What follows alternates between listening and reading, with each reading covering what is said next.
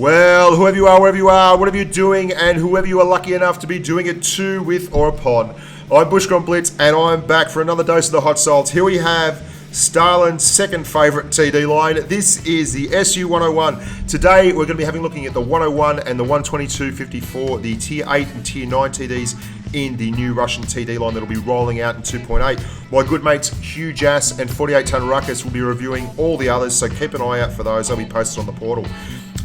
These two tanks represent a huge departure from the standard Russian Tier 8 and 9 heavy tanks. Because, heavy tanks, what am I talking about? The TDs. The BL-10 was the former bar of excellence to jump over for the ISU 152 and the Object 704.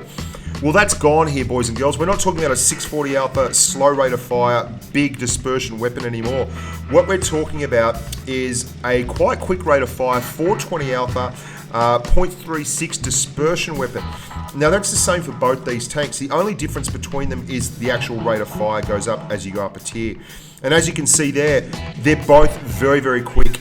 This tank particularly, the 101 is lightning.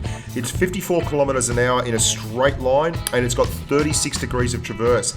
It's got a lot in common, in fact, with the Jagdpanther 2 and with the German variants of the TDs at Tier 8 and 9, which is represented by the Jagdtiger, the Jagdpanther 2, the 30, which tend to be a bit lower alpha, a bit higher rate of fire, a more accurate weapon. And while the weapon is 0.36, so it's not completely un-Russian, it's not like a 0.32 or a 0.30 laser beam, it's more than quick enough on gun platforms like this to get out there and get good shots. It's also a sleek looking look at it, it's sleek and destroy. It's got 2 torpedo tubes either side of the turret. And particularly at Tier 9, you're going to find there's nothing else that can compete with it as a TD in terms of pace about the battlefield. That's the 122.54 I'm talking about.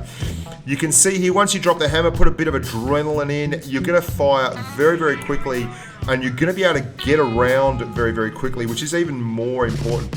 Because for tanks like this, mobility is your defense.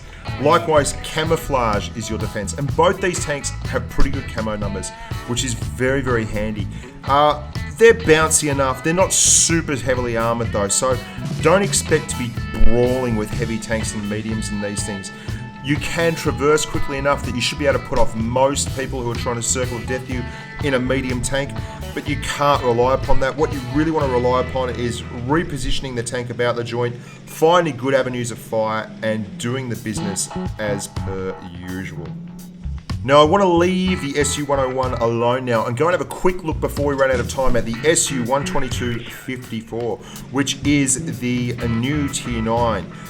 33 degrees of traverse at 48 kilometers an hour in a flat, straight line. This thing can really motor, and it's going to be a really interesting tank for everyone to get a hold of, because as you can see here on mines, it's able to keep up with a lot of the mediums going up hills and around corners and things, and will lead to some very nasty surprises for medium encounter battles. It's a fun tank to drive, and there are really no peers at all.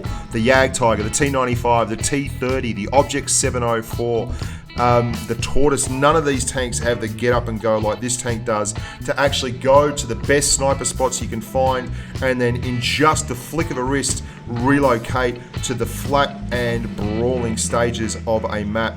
And I find that really, really enthralling. It's one of the things I like about tanks when they stand out in a tier and they're a little bit different. The SU101 has the Jagdpanther 2, but this is in a class of its own. 0.36 dispersion, 6.67 rounds per minute on both these tanks. Very good camo. It's going to be the hallmark of the second Russian TD line, and it makes me very excited to get out there and play it. So anyway, boys and girls, I hope that's given you a little bit of a eye-opener to the new 2.8 patch. There's a lot more coming up, so stay tuned over the next couple of days. If you haven't already, please subscribe. Heaps and heaps of videos pouring out these days. Lots of nonsense on channel and lots of giggles in the comments section. So until next time, humans, I'm Bushker on Blitz. Stay safe on the battlefield, and bye for now.